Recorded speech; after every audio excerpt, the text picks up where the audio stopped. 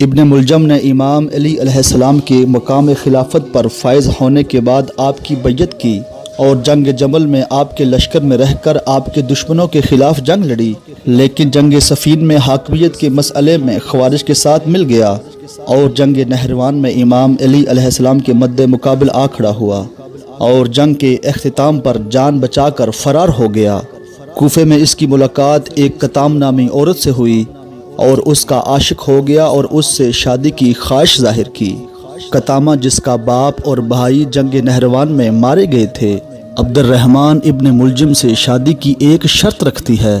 کہ امام علی علیہ السلام کو قتل کیا جائے۔ 19 رمضان المبارک نماز فجر کے موقع پر سجدے کی حالت اور مسجد کوفہ میں امام علی علیہ السلام پر وار کیا۔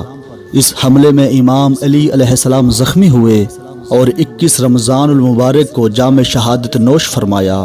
اور 21 رمضان ہی کے دن امام حسن علیہ السلام نے اپنے بابا کے قصاص میں تلوار کے ایک وار سے ابن ملجم کو واصل جہنم کیا۔